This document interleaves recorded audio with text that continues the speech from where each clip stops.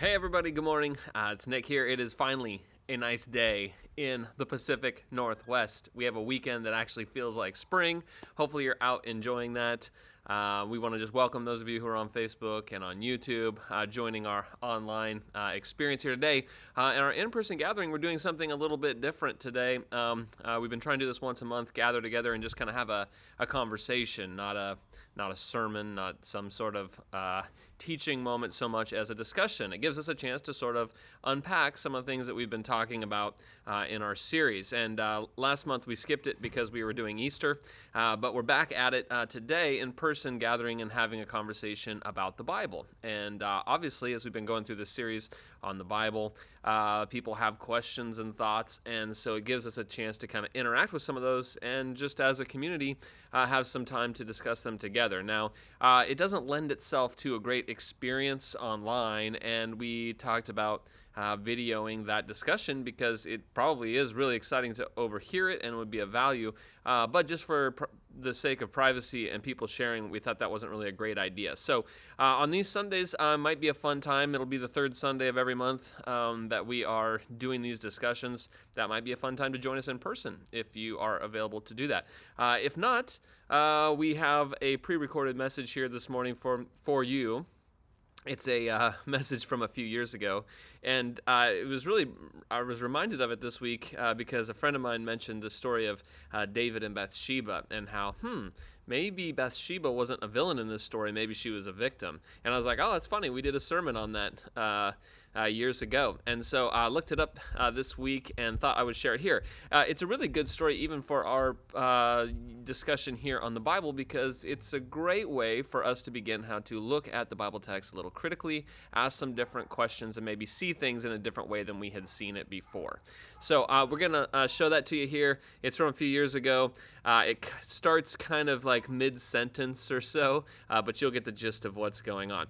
Then at the end, there's not going to be any sort of wrap-up at the end or music today. It's just the message here. So just a quick housekeeping item here. If you want to give and donate to the Pathways Church community, you can do that by going online to findpathways.com/donate, and you can set up a one-time gift or a recurring gift there, or you can even text in a dollar amount to the number 84321. If you want to support us that way and you're from a distance, that might be a really good way to help out the Pathways Church community is financially. That's pretty much it. Hope you enjoyed this message and look forward to seeing you next week. Okay, bye. Taking a bath. And he sees her, and she's beautiful, and artists and interpreters and even preachers over the centuries have turned this particular woman into sort of a painted sex kitten who bewitched a divinely chosen king. And they accuse her of deliberately choosing to bathe in a place where she knew that she could be seen by the king. And so often in the stories and in the movies, and even in some sermons that I've heard, they imagine her flirtatiously parading around naked, hoping to catch the eye of the king. And in this story, in this visual that I had of this story growing up, David was almost sort of a helpless victim who had his eyes on this woman who'd been conniving, who was determined to seduce him. And you know, David, he'd already been identified as a man after God's own heart. He was sort of a hero. And so it's hard to imagine that he would stoop to this kind of sin without some tempting temptress to make him do it. And so artists and movies and preachers have led us to believe that David was dazzled by sort of a gold-digging bathing belle intent on arousing his desires so as to ensnare him. You understand the story I'm painting here? But is that the most likely account of David and Bathsheba? I remember being a freshman in college, and I showed up at this Bible college, and I'd been to church my whole life. My dad was a preacher, so I kind of grew up in church, and I'd heard all these stories a ton of times. And I showed up at this Bible college, and my freshman year, I had to take this course called Old Testament Survey. And it wasn't a horrible class. but the timing was horrible. It was one of those 8 a.m. classes that you just dread when you're in college, right? And so we'd show up to this Old Testament survey class, and we just kind of read through the entire Old Testament. And so we had to read through the whole Old Testament on our own, and then we would come to class, and our professor would lecture on kind of the reading that we had done the previous day to come together, and he would lecture on it and teach us things that we didn't know before. And it was actually a pretty intriguing class if I could manage to make myself awake at 8 a.m., right? And I would get in there, and this old professor, he was near the end of his career. He was getting ready to retire, but he'd tell us all these things about these Old Testament stories that we didn't know before. And so we'd show up, and he'd kind of tell us a story. Well, I remember on this one particular day, we got to the part of the Old Testament, we got to 2 Samuel 11, where the story of David and Bathsheba occurs. And I remember as we came in the room that morning, as we sat down, that our professor, he just looked somber and sad. And he began to tell us the story of David and Bathsheba. And as he told the story, he started to cry. And here was a nearly 70-year-old man who had taught this course for 40 years. For 40 years, he's got to this same place every year. And you just think about, here's a guy who knows the Bible backwards and forwards. And how many times has he read this story? But still, 40 years later, as a teacher, he got to 2 Samuel 11 and told the story of David and Bathsheba. And he broke down crying. And he said, today, we are going to read the story of when David raped Bathsheba. And I thought, raped? I'd never heard it stated that way before. I thought David committed adultery with Bathsheba. I'd never heard that David had raped Bathsheba. And so we got into the text and we read it, trying to read it with fresh eyes. It's in 2 Samuel 11 if you want to turn there. It starts in verse 1. It said, in the spring, at the time when kings go off to war, David sent Joab out with the king's men and the whole Israelite army. They destroyed the Ammonites and besieged Rabbah, but David remained in Jerusalem. One evening, David got up from his bed and walked around on the roof of the palace. From the roof, he saw a woman bathing. The woman was very beautiful. And David sent someone to find out about her. The man said, she is Bathsheba, the daughter of Eliam, the wife of Uriah the Hittite. So David sent messengers to get her. She came to him, and he slept with her. Now she was purifying herself from her monthly uncleanliness. Then she went back home, and the woman conceived and sent word to David, saying, I am pregnant. Now, we read this story in the class, and as this old professor, he started talking, I realized that there were some things about the text that I had been assuming subconsciously that I kind of heard told to me through various ways over the years that just didn't hold up in the text. And so the professor asked us to look at this text again with fresh eyes. So let's do that this morning, okay? Let's just kind of look at this text in a new light here. It starts, we meet a couple characters. The first one's Bathsheba. Her name means daughter of an oath. That's what her name means. And we don't really know why she's named this. Bible names usually mean something. And we're not sure why she's named Bathsheba, daughter of an oath. It could be that maybe she is the child of a couple who was struggling to conceive and so made an oath to God in order to conceive. It could be that she was the offspring of a couple that were married in some sort of alliance. We don't really know what her name means. But the very first thing that we know about Bathsheba, this woman, before we even learn her name actually, is that she is very beautiful. And the author here puts that right out front for us. It's the first thing that we learn about her, and it will become in some ways a curse for her in this story. Now, Bathsheba, we learn quickly, she is a married woman. She's not single. She's married to a man named Uriah, and he is a Hittite. And that might not mean anything to you. You might not know any Hittites. Okay, I don't personally know any Hittites. But the Hittites were a group of people from what we would call modern-day Turkey.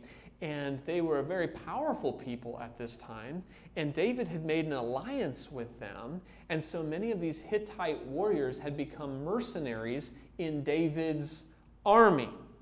And some even identify her dad, Eliam, as Eliam, son of Ahithophel, the Gilonite, which in 2 Samuel 23, it's listing David's 30 elite fighting men. And some people list her dad as one of these elite fighting men. And so anything David does against her is against his own strategic interests. It's against his mercenary, and it could be against one of his best fighters. Well, David's walking around in the palace, and he looks down and he sees this woman, Bathsheba, daughter of Anoth, and she is bathing. And we don't know why she's bathing. It could be a post-menstrual bath. That's part of the Levitical code to these women, is that they're, after their monthly time, after their period, they're to take a bath to clean themselves, to be ritually pure. It could be that. Or it could just be that she's taking a bath. But my Sunday school teacher, and the way that I grew up thinking about this, was that she sort of had a sinister intent behind it. That she just sort of knew, as Susan Hayward says in the movie, I knew that you like to come strolling out here on your deck, and I heard that you were back in town, and so I intentionally placed myself here so that you would see me.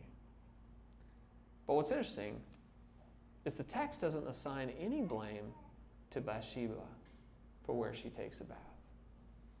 In the text, the bath is totally neutral. In fact, probably the only reason it's there is to show that this is probably for her post-menstrual bath. And the whole reason the author wants us to know this is because he wants it to be very clear to us who gets her pregnant. It's not her husband. It's the only person who has slept with her after that bath. And it's David. Now, David, he sees her, and it says that he sent messengers to get her, and then it says that she comes along. And here's what you have to wrestle with, partly, in this story, is you have to decide, does Bathsheba go along with this and consent to the relationship or not? And the text is sort of infuriating in that it doesn't just come right out and say that David raped Bathsheba. And so you have to make some decisions about whether or not you think that she consents. But the thing is, in her particular situation, when the king sends for you, you don't really have a choice. There's no such thing as consent for Bathsheba in a really real way. I mean, whether she wants to go along with it or not, she doesn't really have a choice. When the king sends for you, you go. Especially when she doesn't have her husband home to protect her.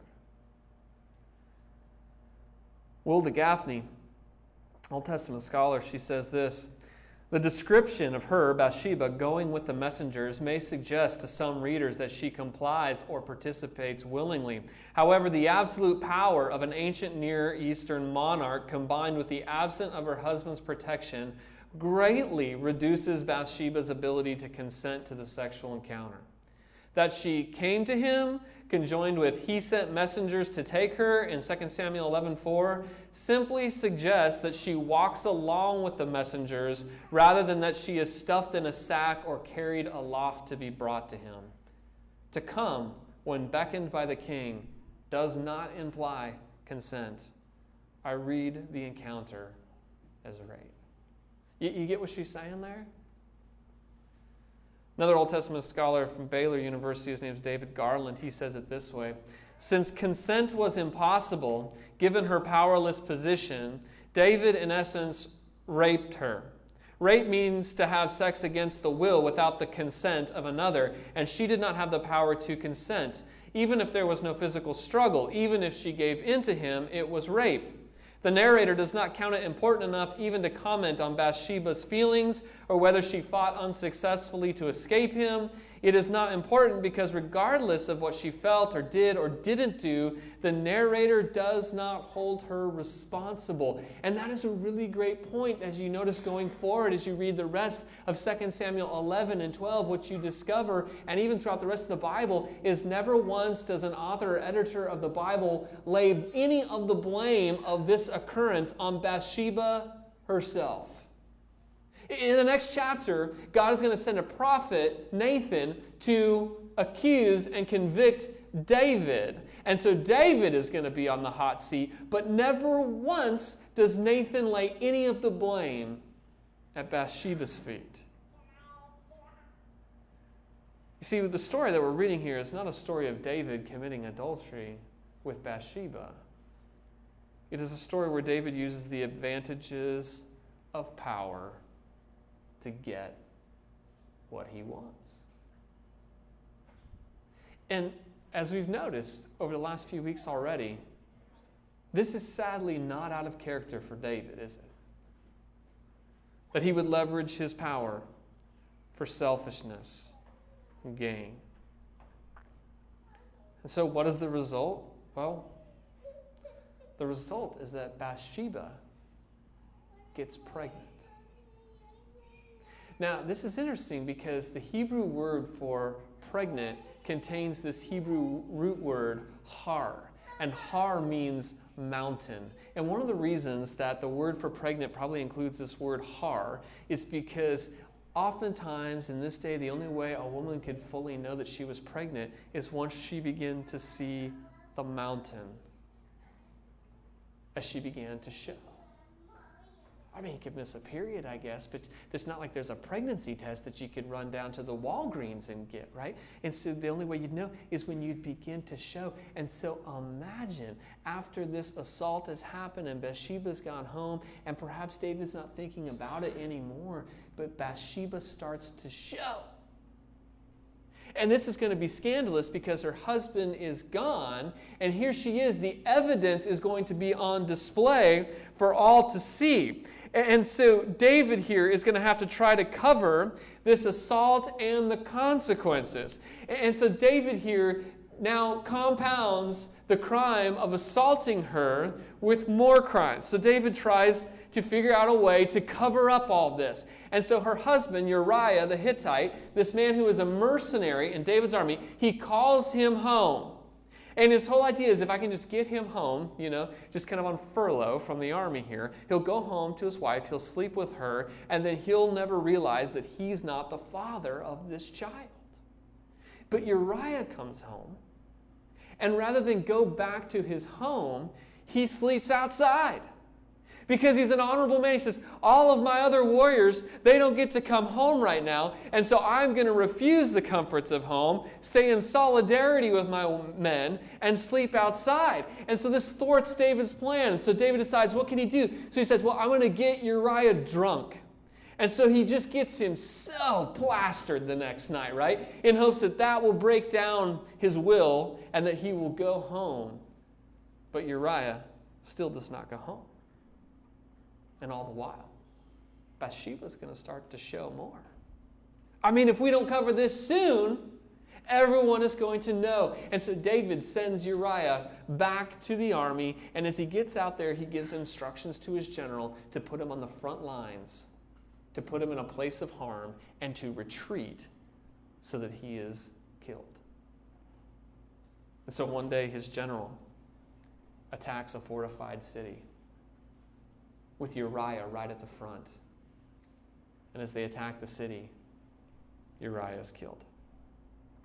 And the general sends a messenger back to David to tell him what's happened. And he anticipates that David will be upset that they attacked this fortified city because it's just not really a great idea, if you just don't have the numbers to do it, to attack a fortified city and all these people are going to die. And so as they had done that, it wasn't just Uriah who had died, it was all the other people on the front line whose lives were just thrown away in order to get rid of this one guy, Uriah. And so the messenger tells David, and he tells him, oh, and by the way, Uriah was killed.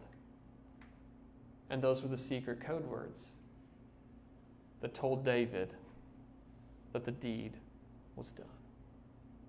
And so now you have David here, who has probably sexually assaulted Bathsheba. He's now tried to cover it up, not only by killing her husband, but he has also, as collateral damage to this, killed not just Uriah, but an uncounted amount of other people, all for the sake of covering the crime. Well, in the next chapter, no one knows what's happened, but God knows. And so God sends a prophet, Nathan, to confront David. And Nathan uses a very tricky story, sort of a parable that he tells David to convict him. 2 Samuel 12, verse 1, it says, Then the Lord sent Nathan, the prophet, to David. When he came to him, he said, There were two men in a certain town, one rich and the other poor. The rich man had a very large number of sheep and cattle, but the poor man had nothing except one little ewe lamb that he had bought. He raised it, and it grew up with him and his children. It shared his food, drank from his cup. It even slept in his arms. It was like a daughter to him. Now a traveler came to the rich man, but the rich man refrained from taking one of his own sheep or cattle to prepare a meal for the traveler who had come to him. Instead, he took the ewe lamb that belonged to the poor man and prepared it for the one who had come to him. Well, David burned with anger against the man and said to Nathan, As surely as the Lord lives, the man who did this must die. He must pay for that lamb 4 times over because he did such a thing and had no pity. And then, of course, comes the punchline. And Nathan said to David, You are that man. You see the cleverness of Nathan here? He tells him a story. And it's interesting because David realizes the injustice in the story. And he hates it. He realizes that injustice, but he does not see it in himself. Know the irony. But here's what's even more interesting in this story. In the story, in this analogy, it is a lamb that represents Bathsheba. It's an analogy meant to get David's attention, but notice how this analogy works. Bathsheba is represented by a lamb. In the story, she is a farm animal. And not just a farm animal. In this story here, she is just someone's property. You see, this analogy, it isn't even about a human. This analogy that Nathan uses is about a piece of property, someone's farm animal. And so as a reader, as you read Nathan's story, you're glad that Nathan is convicting David here. You're glad that he's accusing David, but as a reader, you sort of have to decide, is the story of someone's property and a farm animal really appropriate to the situation that has happened with Bathsheba? And another thing you have to decide is this how God really sees Bathsheba? Just as someone's property? Is this how he thinks of her? I mean, this is his prophet telling the story. Is this how God thinks of her? You have to decide, is this how Nathan sees Bathsheba? Just as a piece of property? As a farm animal? Or is it that this is how David sees Bathsheba? And really all women in his life. And so Nathan tells a story in terms that David will understand. Sad, isn't it? There's consequences, to what David has done. He's been called out here. So there's going to be some consequences, but will David pay for those consequences? I mean, sort of. It's just not directly. I think this is so unsatisfying about this story. 2 Samuel 12, verse 11, Nathan's talking. He's going to describe the consequences. And he says, This is what the Lord says, Out of your own household I am going to bring calamity on you. Before your very eyes I will take your wives and give them to one who is close to you, and he will sleep with your wives in broad daylight. You did it in secret, but I will do this thing in broad daylight before all Israel." Then David said to Nathan, "I've sinned against the Lord." And Nathan replied, "The Lord has taken away your sin. You're not going to die. But because by doing this you have shown utter contempt for the Lord, the son born to you will die." Here's what David's done here. He has sexually assaulted a woman, gotten her pregnant. He's killed her husband in order to cover the crime. And here's what his punishment is going to be. His punishment is that his wives are going to be raped, and his son will be killed. Now, that's an interesting sense of justice, isn't it? You just kind of think that one through. David's the one here who's done all the wrong. And what are the consequences going to be? Well, the consequences are going to be that more innocents are going to pay for his crimes. I mean, just the collateral damage that happens because of David's decisions here just seems to go on and on and on. In fact, it's going to live beyond David.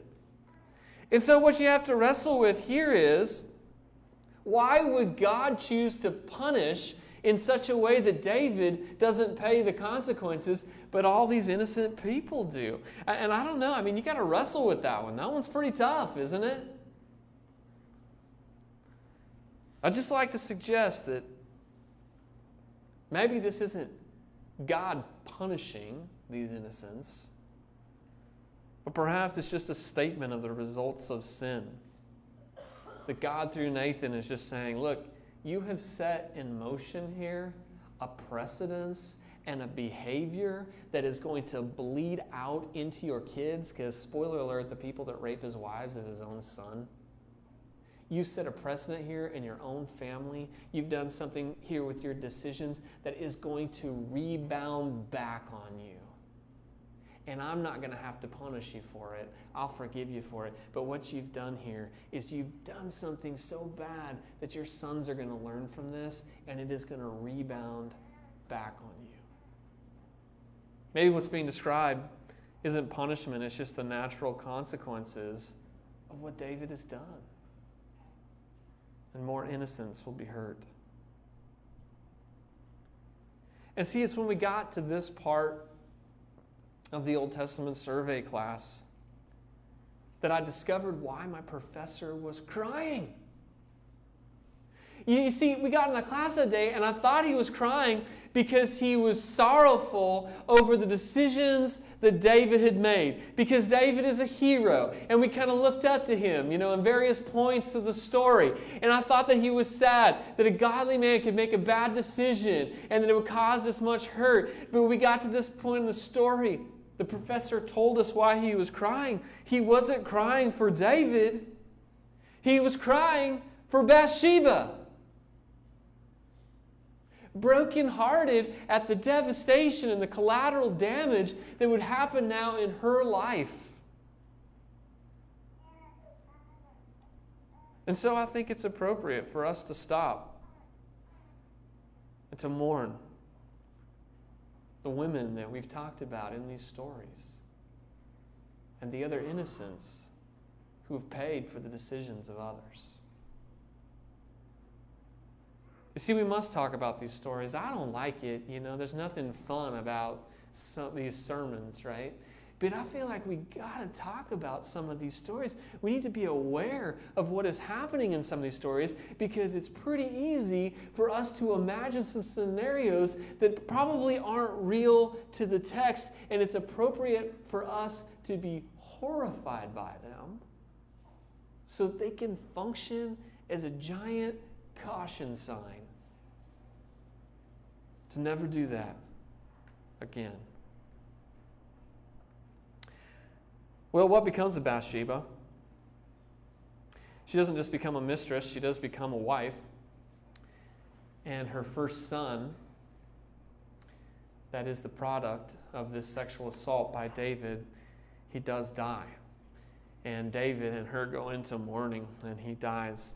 And then we don't hear from Bathsheba for quite a long time. She kind of disappears from the story for quite a while. And then we get to 1 Kings, and this is kind of where we ended up last week, 1 Kings 1, and we discover that David has become impotent. You remember last week we discovered that David had contracted a sexually transmitted disease. Psalm 38, he cries out to God, asking him to heal him from burning in his loins. And we discover that he is now impotent, and the woman that they have now recruited to be in his bed isn't able to help that situation. And once they discover that he is completely impotent, his eldest surviving son, Adonijah, then immediately tries to take the throne, because you can't be impotent and be king. And so Adonijah goes to take the throne. And Nathan now, this prophet, is worried that in this succession, that Bathsheba and Solomon will be killed because they're rivals. Solomon is a rival son, and it's much easier to be the prince who becomes king and eliminate all your brothers so that there's no other rivals to the throne. And so he helps her, and it appears that over the years, Nathan and Bathsheba have become friends, that he's sort of taken her under his wing. And so he sends her to David, and it's a real interesting scene in 1 Kings 1, verse 17. Bathsheba goes to David and says, she said to him, "My Lord, you yourself swore to me, your servant, by the Lord your God, Solomon your son shall be king after me, and he will sit on my throne. But now Adonijah has become king, and you, my lord the king, do not know about it." Now this is an interesting verse because Bathsheba here mentions a promise. She said, "Now, David, you promised that my son will become king." And that's an interesting verse because we don't have any record in the biblical text of David ever making such a promise to her. He never promises to her in the biblical text that her son, let alone Solomon, would become king. But there is a strong rabbinic tradition that this dates back to the period of mourning when Bathsheba's son dies because of the sexual assault. There's a strong rabbinic tradition that David, trying to comfort her in that time, made this promise to her that one day your son will be king. He's trying to comfort her. And so apparently she brings up that promise to David.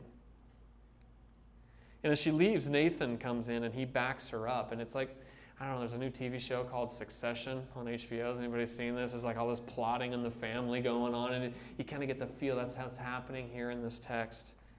Nathan backs her up. And so David then summons Bathsheba back. And we just have this whole full circle completion story because now David, the king, is going to summon Bathsheba. But it's very different than the first time he summoned her. The first time he sent messengers to her to summon her into his presence. It's because he was going to take what he wanted. But now, at the conclusion of her story, he summons her to give her what she wants. This summons is very different. In verse 28 it says, "Then King David said, 'Call in Bathsheba.' So she came into the king's presence and stood before him. And then the king took an oath. 'As surely as the Lord lives, who has delivered me out of every trouble, I will surely carry out this very day what I swore to you by the Lord, the God of Israel. Solomon your son shall be king after me, and he will sit on my throne in my place.' And then Bathsheba bowed with her face to the ground, prostrating herself before the king, and said, 'May my Lord King David live forever.'" David gives her what she wants.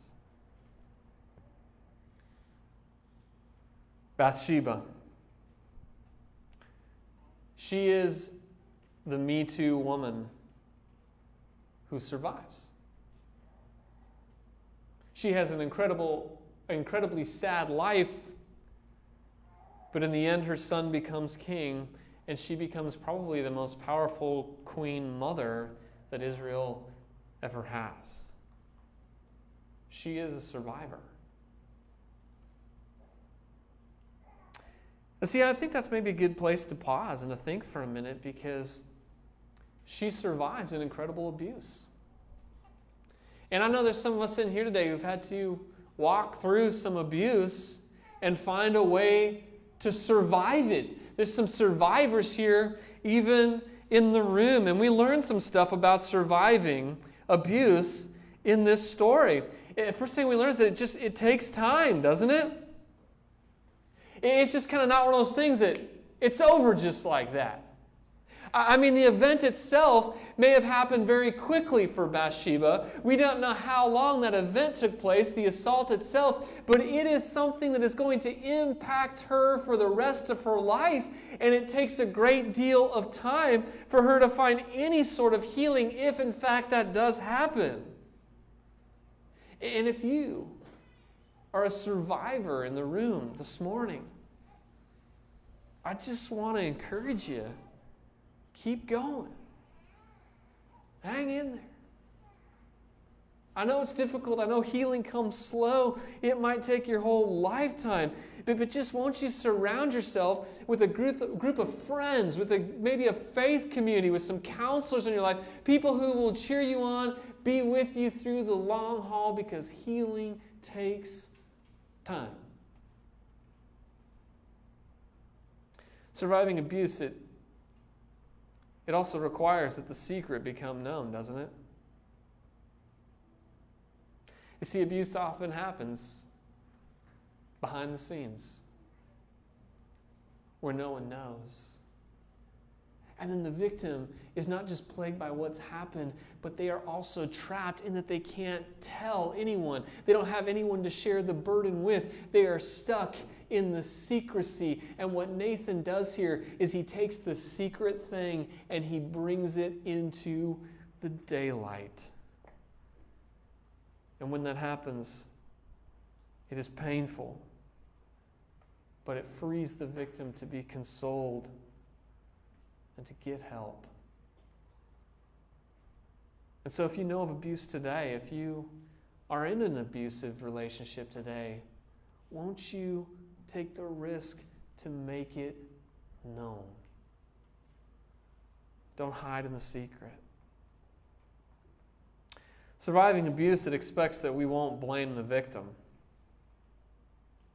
And this is so important, isn't it? Because the text itself never blames Bathsheba. There's nothing in the Bible that ever says that Bathsheba is guilty of anything. There are no consequences directed at her specifically. She's just collateral damage. You see, too often the victims get blamed, don't they? By others on the outside, by the person abusing. But probably most sad of all, victims sometimes are blamed by themselves. Well, if I just hadn't been there, if I hadn't done this, they begin to second guess everything in themselves and blame themselves. And you wonder, how often did Bathsheba do that? And I love that the text never blames her. And it's so important that we read stories like this and begin to see them in the right light to remind us to never blame the victim. Surviving abuse, it relies on God to answer our cries. I don't know if you noticed this, but both parties in this story end up in tears. Bathsheba ends up crying out to God, and David also does in repentance. And it's much too late. He's done a horrible thing, but he ends up, once Nathan confronts him, crying out to God for forgiveness. And what we learn in this story, apparently, is that there is no sin too big that God can't forgive it, and there's no devastation too large that God can't heal it. I don't even want David to get off the hook on this one. But apparently, God's forgiveness is big enough even for David. And Bathsheba, she's no longer the wife of a king as David dies, but she becomes the mother of a king. And so now she is in a position not just to be a victim, but to help shape the son to come, to really shape the future. And she has cried out to God in her anguish, and God has answered her prayer. And this is so amazing. Maybe you've never seen this before, but are you familiar with Proverbs 31? Have you heard of the Proverbs 31? It's this one proverb most known for its depiction of the virtuous woman. And there are some scholars who believe that Proverbs 31 was written by Solomon as sort of an homage to his mother, Bathsheba. And look at the way it starts. I think it's really intriguing. Proverbs 31, verse 1 says, the sayings of King Lemuel. Lemuel, many scholars believe, is another name for Solomon.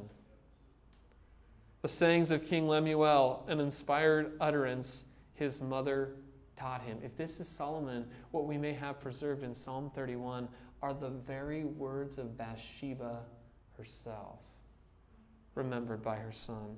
Verse 2, listen, my son, listen, son of my womb. Listen, my son, the answer to my prayers. She has cried out to God in her anguish, and God has answered her prayers, and she sees the answer to her prayers in her son, Solomon. Verse 3, do not spend your strength on women, your vigor on those who ruin kings. Man, she knows that firsthand, doesn't she? How lust can ruin a king.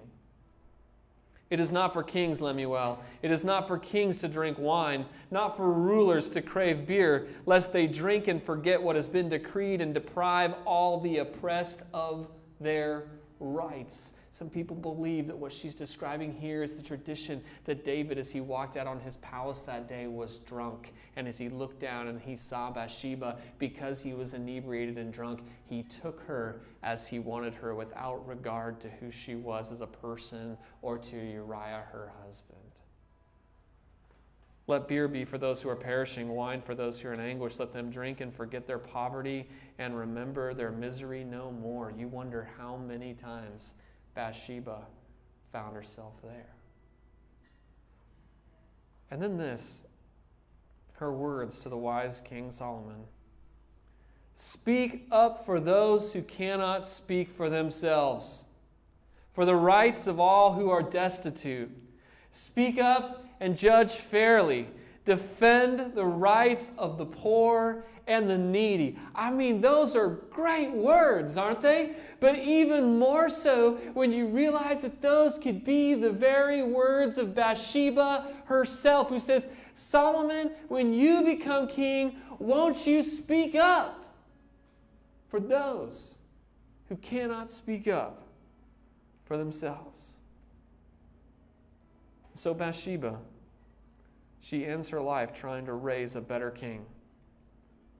Her words memorialized as wisdom. And so I don't know, maybe Bathsheba experiences some healing here. Not just for herself, but hopefully for many people to come. And maybe that's as good of an ending as we could hope for. The encouragement that we're to speak up for those who cannot speak for themselves. And that's sort of one of the points of this whole series, isn't it?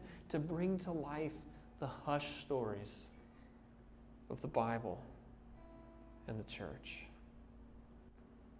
Let's be people like that. Hey, God, we're here this morning and we are troubled and we are frustrated with the stories that we have read in this series, where men have taken advantage often of their power and their position over those who did not have power and position. We're troubled with the stories of people like Bathsheba and Rizpah and Micah. And God, our hearts break for them, and we feel that it is appropriate today to stop and to mourn for them, to cry out on behalf of them, to allow, as horrible as these things are, for the atrocity of them to sink into us. Thank you, God, that as difficult as these passages and stories are, that you have preserved them in the Bible.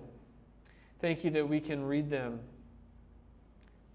and that we can be reminded to be so much better. God, I want to pray for people in this room this morning who have felt the sting of abuse. I want to pray for those in here who have been trapped in a secret that they were not to tell anyone else. I want to pray for those in this room this morning who have been blamed for something that was completely out of their control. And what I pray this morning is that your healing would come. Though it take a lifetime, God, I pray that you would knit back together their lives. I pray that you would bring peace and that you would bring comfort and that you would bring healing and that ultimately you would bring satisfaction into their lives. And God, won't you help us to be the type of community that surrounds our brothers and our sisters who feel that way this morning, to encourage them and to speak up on their behalf. God, we thank you that you care about our condition, that you've even become one of us, that you've even gone to the cross to die for us. And we remember you this morning, Jesus, as a God not far off, but very close to us. And we know that you provide healing. And so we go to your table this morning thanking you for the new life that you offer to us there. And it's in your name we pray. Amen.